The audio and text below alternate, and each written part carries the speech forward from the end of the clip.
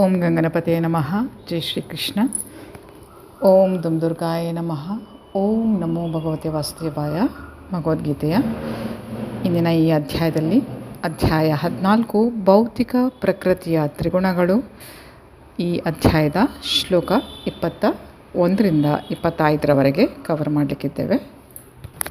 ಶ್ಲೋಕ 21. ಅರ್ಜುನೋವಾಚ ಕೈಃ ಲಿಂಗೈಃ ತ್ರೀನ್ ಗುಣಾನ್ ಏತಾನ್ ಅತೀತಃ ಭವತಿ ಪ್ರಭೋ ಕಿಂ ಆಚಾರಃ ಕಥಂ ಚ ಏತಾನ್ ತ್ರೀನ್ ಗುಣಾನ್ ಅತಿವರ್ತತೆ. ಪ್ರಿಯ ಪ್ರಭುವೇ, ಈ ಗುಣತ್ರಯಗಳನ್ನು ಮೀರಿದವನ ಲಕ್ಷಣಗಳು ಯಾವುವು? ಆತನು ಹೇಗೆ ನಡೆದುಕೊಳ್ಳುತ್ತಾನೆ? ಅವನು ಹೇಗೆ ಪ್ರಕೃತಿ ಗುಣಗಳನ್ನು ಮೀರುತ್ತಾನೆ? ಈ ಶ್ಲೋಕದಲ್ಲಿ ಅರ್ಜುನನ ಪ್ರಶ್ನೆಗಳು ತುಂಬ ಯುಕ್ತವಾಗಿವೆ. ಆಗಲೇ ಐಹಿಕ ಗುಣಗಳನ್ನು ಮೀರಿದ ಮನುಷ್ಯನ ಲಕ್ಷಣಗಳನ್ನು ಅವನು ತಿಳಿದುಕೊಳ್ಳಲು ಬಯಸುತ್ತಾನೆ. ಇಂತಹ ದಿವ್ಯ ಮನುಷ್ಯನ ಲಕ್ಷಣಗಳೇನು ಎಂದು ಮೊದಲು ಪ್ರಶ್ನಿಸುತ್ತಾನೆ. ಆತನು ಆಗಲೇ ಐಹಿಕ ಪ್ರಕೃತಿ ಗುಣಗಳ ಪ್ರಭಾವವನ್ನು ಮೀರಿದ್ದಾನೆ ಎಂದು ಅರ್ಥ ಮಾಡಿಕೊಳ್ಳುವುದು ಹೇಗೆ? ಅವನು ಹೇಗೆ ಬದುಕುತ್ತಾನೆ ಮತ್ತು ಅವನ ಚಟುವಟಿಕೆಗಳು ಯಾವುವು ಎನ್ನುವುದು ಎರಡನೇ ಪ್ರಶ್ನೆ. ಅವು ನಿಯಂತ್ರಿತವೇ ಅಥವಾ ಅನಿಯಂತ್ರಿತವೇ? ಆನಂತರ ಅರ್ಜುನನು ದಿವ್ಯ ಸ್ವಭಾವವನ್ನು ಪಡೆದುಕೊಳ್ಳುವ ಮಾರ್ಗವೇನು ಎಂದು ಕೇಳುತ್ತಾನೆ. ಅದು ಬಹಳ ಮುಖ್ಯವಾದದ್ದು. ಯಾವಾಗಲೂ ಆಧ್ಯಾತ್ಮಿಕವಾಗಿ ನೆಲೆಸಿರಲು ನೇರವಾದ ಮಾರ್ಗ ತಿಳಿಯದಿದ್ದರೆ ಅದರ ಲಕ್ಷಣಗಳನ್ನು ತೋರುವ ಸಾಧ್ಯ ಇಲ್ಲ. ಆದ್ದರಿಂದ ಅರ್ಜುನನು ಕೇಳಿದ ಈ ಎಲ್ಲ ಪ್ರಶ್ನೆಗಳು ಮುಖ್ಯವಾದದ್ದು. ಪ್ರಭು ಈಗ ಅವುಗಳಿಗೆ ಉತ್ತರವನ್ನು ಹೇಳುತ್ತಾನೆ.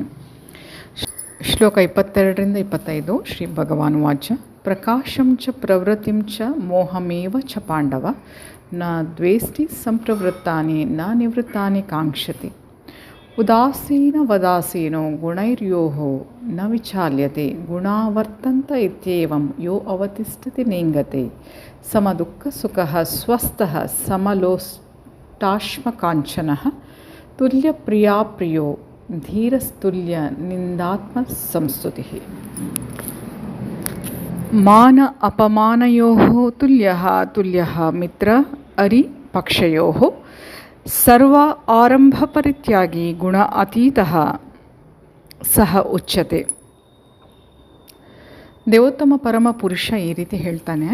ಪಾಂಡುವಿನ ಮಗ ಅರ್ಜುನ ಈ ಲಕ್ಷಣಗಳಿರುವಂತಹ ಮನುಷ್ಯನು ಗುಣಗಳನ್ನು ಮೀರಿದವನು ಎಂದು ಹೇಳುತ್ತಾರೆ. ಅವನು ಬೆಳಕು, ಪ್ರವೃತ್ತಿ ಮತ್ತು ಮೋಹಗಳು ಇದ್ದಾಗ ಅದನ್ನು ದ್ವೇಷಿಸುವುದಿಲ್ಲ, ಹಾಗೆ ಅವು ಮರೆಯಾದಾಗ ಅದನ್ನು ಬಯಸುವುದಿಲ್ಲ. ಅವನು ಐಹಿಕ ಗುಣಗಳ ಈ ಎಲ್ಲ ಪ್ರತಿಕ್ರಿಯೆಗಳ ಉದ್ದಕ್ಕೂ ನಿಶ್ಚಲವಾಗಿ ಮತ್ತು ನಿರಾತಂಕವಾಗಿ ಇರುತ್ತಾನೆ. ಗುಣಗಳು ಮಾತ್ರವೇ ಕೆಲಸ ಮಾಡುತ್ತವೆ ಎನ್ನುವುದನ್ನು ಅರ್ಥ ಮಾಡಿಕೊಂಡು ಉದಾಸೀನನಾಗಿ ಮತ್ತು ಆಧ್ಯಾತ್ಮಿಕ ಮನಸ್ಕನಾಗಿ ಉಳಿಯುತ್ತಾನೆ. ಅವನು ಆತ್ಮನಲ್ಲಿ ಸ್ಥಿರನಾಗಿ ಸುಖ ದುಃಖಗಳನ್ನು ಒಂದೇ ರೀತಿ ಕಾಣುತ್ತಾನೆ. ಒಂದು ಮಣ್ಣಿನ ಹೆಂಟೆ, ಒಂದು ಕಲ್ಲು ಮತ್ತು ಒಂದು ಚಿನ್ನದ ತುಂಡು ಎಲ್ಲವನ್ನೂ ಸಮದೃಷ್ಟಿಯಿಂದ ಕಾಣುತ್ತಾನೆ. ಪ್ರಿಯ ಅಪ್ರಿಯಗಳ ವಿಷಯದಲ್ಲಿ ಒಂದೇ ಸಮನೆ ಇರುತ್ತಾನೆ. ಹೊಗಳಿಕೆ ಮತ್ತು ತೆಗಳಿಕೆ, ಮಾನ ಅಪಮಾನ ಇವುಗಳ ವಿಷಯದಲ್ಲಿ ಒಂದೇ ರೀತಿ ಇದ್ದು ಸ್ಥಿರನಾಗಿರುತ್ತಾನೆ. ಮಿತ್ರ ಮತ್ತು ಶತ್ರುಗಳ ವಿಷಯದಲ್ಲಿ ಒಂದೇ ರೀತಿ ನಡೆದುಕೊಳ್ಳುತ್ತಾನೆ ಮತ್ತು ಎಲ್ಲ ಐಹಿಕ ಚಟುವಟಿಕೆಗಳನ್ನು ಪರಿತ್ಯಜಿಸಿರುತ್ತಾನೆ. ಅರ್ಜುನ 3 ಬೇರೆ ಬೇರೆ ಪ್ರಶ್ನೆಗಳನ್ನು ಕೇಳಿದ್ದನು. ಹಾಗೆ ಪ್ರಭು ಅವನಿಗೆ ಅವುಗಳನ್ನು ಒಂದಾದ ಮೇಲೊಂದರಂತೆ ಉತ್ತರಿಸುತ್ತಾನೆ. ಆಧ್ಯಾತ್ಮಿಕ ನೆಲೆಯಲ್ಲಿ ಇರುವವನಿಗೆ ಅಸೂಯೆ ಇಲ್ಲ ಮತ್ತು ಏನನ್ನು ಅವನು ಬಯಸುವುದಿಲ್ಲ ಎಂದು ಕೃಷ್ಣನು ಮೊದಲು ಸೂಚಿಸುತ್ತಾನೆ. ಐಹಿಕ ದೇಹವನ್ನು ಧರಿಸಿ ಜೀವಿಯು ಈ ಐಹಿಕ ಜಗತ್ತಿನಲ್ಲಿ ಇರುವಾಗ ಅವನು ಐಹಿಕ ಪ್ರಕೃತಿಯ 3 ಗುಣಗಳಲ್ಲಿ ಒಂದರ ನಿಯಂತ್ರಣದಲ್ಲಿ ಇರುತ್ತಾನೆ ಎಂದು ಅರ್ಥ ಮಾಡಿಕೊಳ್ಳಬೇಕು. ಅವನು ವಾಸ್ತವವಾಗಿ ದೇಹದಿಂದ ಹೊರಗಿದ್ದಾಗ ಐಹಿಕ ಗುಣಗಳ ಮುಷ್ಟಿಯಿಂದ ಪಾರಾಗಿದ್ದಾನೆ. ಆದರೆ ಅವನು ಐಹಿಕ ದೇಹದಿಂದ ಹೊರಗೆ ಎಷ್ಟು ಕಾಲ ಇರೋದಿಲ್ಲವೋ ಅಷ್ಟು ಕಾಲ ತಟಸ್ಥನಾಗಿರಬೇಕು. ಆತನು ಪ್ರಭುವಿನ ಭಕ್ತಿ ಸೇವೆಯಲ್ಲಿ ನಿರತನಾಗಬೇಕು. ಆಗ ಐಹಿಕ ದೇಹದೊಡನೆ ಅವನ ಏಕತ್ವ ಭಾವ ತಂತಾನೆ ಮರೆತು ಹೋಗುತ್ತದೆ. ಮನುಷ್ಯನಿಗೆ ಐಹಿಕ ದೇಹದ ಪ್ರಜ್ಞೆ ಇದ್ದಾಗ ಅವನು ಇಂದ್ರಿಯ ತೃಪ್ತಿಗಾಗಿ ಕೆಲಸ ಮಾಡುತ್ತಾನೆ. ಆದರೆ ಪ್ರಜ್ಞೆಯನ್ನು ನಾವು ಕೃಷ್ಣನಿಗೆ ವರ್ಗಾಯಿಸಿದಾಗ ಇಂದ್ರಿಯ ತೃಪ್ತಿ ತಾನಾಗಿಯೇ ನಿಲ್ಲುತ್ತದೆ. ಮನುಷ್ಯನಿಗೆ ಈ ಐಹಿಕ ದೇಹದ ಅಗತ್ಯ ಇಲ್ಲ. ಆತನು ಐಹಿಕ ದೇಹದ ಆದೇಶಗಳನ್ನು ಒಪ್ಪಬೇಕಾಗಿಲ್ಲ.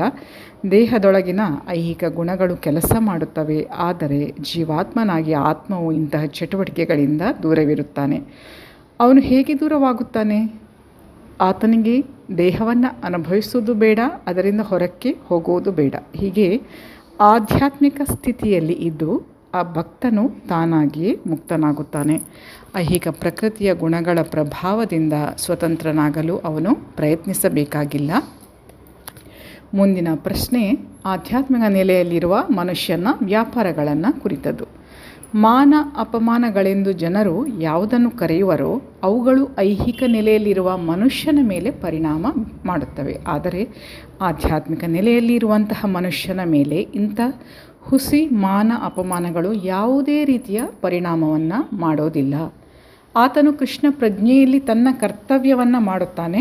ಇನ್ನೊಬ್ಬ ಮನುಷ್ಯನು ತನ್ನನ್ನು ಗೌರವಿಸುವನೇ ಅಪಮಾನ ಮಾಡುವನೇ ಎಂದು ಗಮನಿಸುವುದಿಲ್ಲ.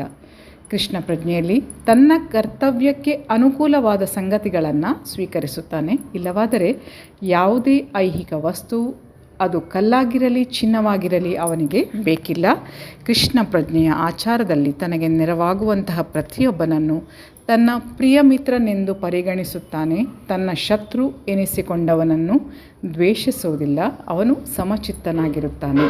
ಎಲ್ಲವನ್ನೂ ಒಂದೇ ಮಟ್ಟದಲ್ಲಿ ಕಾಣುತ್ತಾನೆ. ಏಕೆಂದರೆ ತನಗೂ ಐಹಿಕ ಅಸ್ತಿತ್ವಕ್ಕೂ ಸಂಬಂಧ ಇಲ್ಲ ಎಂದು ಅವನಿಗೆ ಗೊತ್ತು.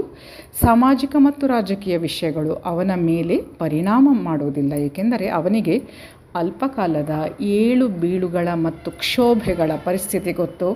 ತನಗಾಗಿ ಏನನ್ನು ಮಾಡಲು ಅವನು ಪ್ರಯತ್ನಿಸುವುದಿಲ್ಲ. ಕೃಷ್ಣನಿಗಾಗಿ ಅವನು ಏನನ್ನು ಬೇಕಾದರೂ ಪ್ರಯತ್ನಿಸುತ್ತಾನೆ, ಆದರೆ ಸ್ವಂತಕ್ಕಾಗಿ ಯಾವ ಪ್ರಯತ್ನವನ್ನು ಮಾಡುವುದಿಲ್ಲ. ಇಂತಹ ನಡತೆಯಿಂದ ಮನುಷ್ಯನು ವಾಸ್ತವವಾಗಿ ಆಧ್ಯಾತ್ಮಿಕ ನೆಲೆಯನ್ನು ಪಡೆಯುತ್ತಾನೆ. ಮೈ ಡಿಯರ್ ಫ್ರೆಂಡ್ಸ್, ಮುಂದಿನ ಶ್ಲೋಕಗಳನ್ನು ಮುಂದಿನ ವಿಡಿಯೋದ ಮೂಲಕ ತಮ್ಮ ಮುಂದಿಡ್ತೇನೆ. ಅಲ್ಲಿಯವರೆಗೆ ಧನ್ಯವಾದಗಳು. Please take care. Have a good day. ಜೈ ಶ್ರೀ ಶಕ್ತಿ, ಜೈ ಮಾ ಕಾಳಿ, ಜೈ ಶ್ರೀ ಕೃಷ್ಣ. ಶ್ರೀ ಕೃಷ್ಣಾರ್ಪಣಮಸ್ತು. Thank you.